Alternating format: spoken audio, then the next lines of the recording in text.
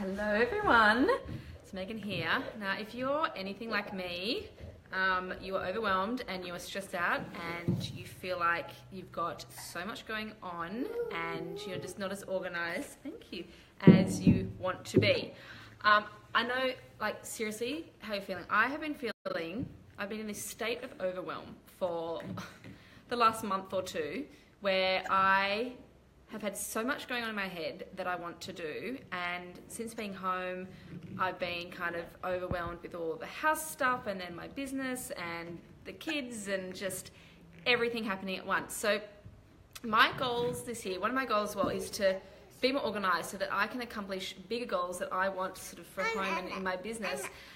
And one of the things I need to change to make this happen is I need to be more organised. I need to stop feeling so overwhelmed. I need to get going and just get on with it.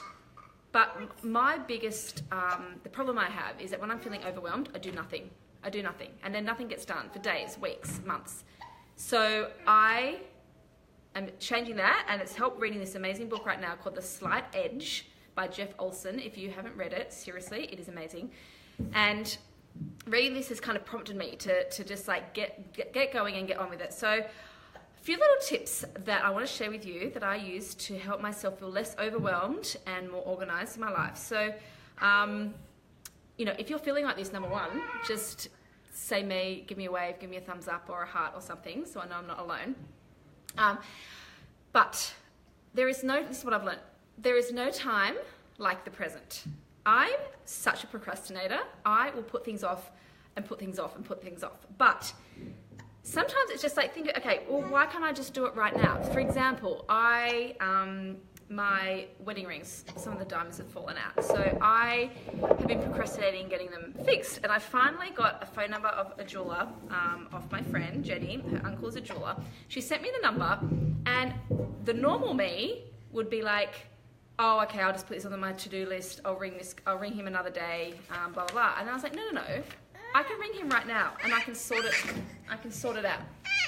So I rang him and sorted it right out, and the rings are going to get fixed really quickly instead of sitting there for another year, because it's literally been a year since these rings have been needed to be fixed. So, darling, stop. What's the matter? The paper. Okay, that's my notes. I need to see what I'm doing. Okay, so and when you're resisting to do something, like procrastinating, those are the things that you should be doing first. So get those things done. If you're like in your gut's telling you like you're putting something off, then you really need to go and just do it. And I can't tell you how good you will feel when it's done. What? Oh my gosh. Okay. Shush. Be quiet. Instead of throw her on the boob to make her be quiet. Okay. So the second thing I do is a brain dump. So my friend Maggie, who also a colleague, she does it. She calls it a brain dump. So every Sunday night, I just write down a list of everything that's in my head, whether it's business, personal, anything to do with the kids, home, whatever it is.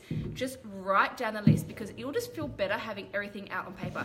And so once I have my list out, I have just a notebook, and I kind of just, every double page is like a week, and I'll just write down everything. I'll set my timer for like 15 minutes, and I will just like write down every single thing that comes to my mind that I need to do, whether it's like ordering Instacart or just tidying up the house, or like however mundane or small it is, I write it down. And then I prioritize, and I put them into categories of things that are like really super essential that I have to do like first, or things that are, not as essential, but I would like to get them done by the end of the week. And so I kind of just prioritize for that. So that really, really helps. Another thing is, on a daily basis, I have a diary with like time slots from morning till night. And it means I can allocate, because you know how you feel like, oh my gosh, okay, where do I start? I've got so much to do. I've got this housework to do. I want to do all this stuff for my business. All these things. I'm like, I don't even know where I'm going to start. So I have all the times listed.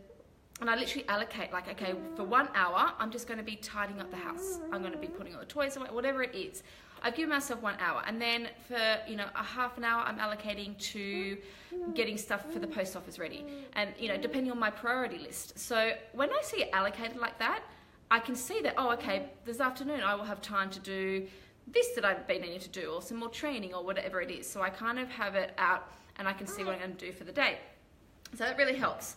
The other thing is, when I do have little jobs to do, like even if it's something for work or whatever, I will set my phone for a 25-minute timer, and I will just spend 25 minutes on whatever activity is, whether it's tidying up, again, doing something for work, whatever it is. I will put on my timer, and after 25 minutes, I can have a break, look at my phone, check Facebook, whatever, and have a little 5-minute break, and then I do another 25 minutes. So these little 25-minute slots are really kind of just manageable times and you really get a lot done in 25 minutes when you don't look at your phone, because I'm really guilty of just like checking my phone every 5 seconds.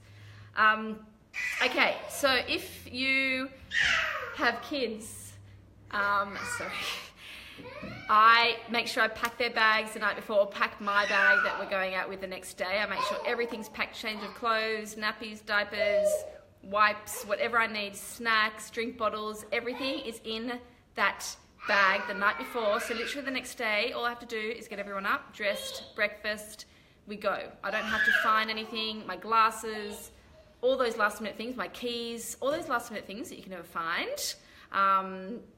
Hi everyone, thank you for joining. So all those things that you can never find at the last minute, which I'm always running around going, oh, I forgot this, I forgot that, and then I spend another half an hour sorting it, just get it done the night before. And again, there's no time like the present, so just get it done. Now, another really cool thing that I learned, I am someone who, I used to read a lot, and now I just do not read, because again, I just kind of feel so overwhelmed with the whole thing, and it's so easy just not to. Like, you go to bed and you just think, oh, I'll just do it tomorrow, I'll do it tomorrow. But in this book, The Slight Edge, it says, he says in there that, it's really easy to read 10 pages of a book a day. It's also really easy not to. But if you are the 5% of the population who reads 10 pages of a book every day, and I encourage you to read like a self-help book, like The Slight Edge, like anything that's going to really help you personally or with your business, amazing to have, and read fiction as well, but like make sure you're reading, if you read 10 pages of a self-help book every single day, do you know that in a year you will have read 1 to 2 dozen books? That's up to 24 books. Do you know how much knowledge you would have to make your life easier and your business thrive and like everything? So I have been reading 10 pages of my book every day, and I'm like halfway through the book in like a few days, and it's, well, in a week, and it's just an amazing thing to change my mindset. It makes everything so much more manageable. Maybe, doing just 10 minutes of exercise a day. You don't see any difference after a few days. You still feel like you're not getting anywhere. But over time, suddenly, you will have finished that book. You will have lost some weight. You will have accomplished some goals. So just think in small bits. It might not feel like much now, but over time, you are going to accomplish so much more than you ever would if you were feeling overwhelmed and just did nothing. So just remember 10 pages a day. And my last big tip is go to bed on time. Use the bedtime app on your iPhone. Set your time that you're going to go to bed. It gives you a reminder, half an hour before that you need to go to bed. Go to bed and then set an alarm to wake up in the morning. Make sure you get a good 7 to 8 hours sleep. Set an alarm in the morning so that you are up before everyone else in your house, so that you are ready. You can shower, you can do your 5-minute phase, you can get ready for the day before everyone else gets up, maybe get in a bit of work, whatever you need to do, an exercise session. Get it done before everyone else wakes up, and it'll set you up for an amazing day. You write out your plan for the day, and it will just change your life. So there are my tips. I hope they helped. If you have anything else to add, can you please comment below? I know there's a lot more things that we could cover, and I'm going to cover more things over the next few weeks, because it's like, as it's my goal, I want to really share what I'm learning with along the way with you. So please write your own organizational tips below so we can all learn off each other, and that would really be amazing. So thank you so much. Have a great day, and we'll see you later. Bye.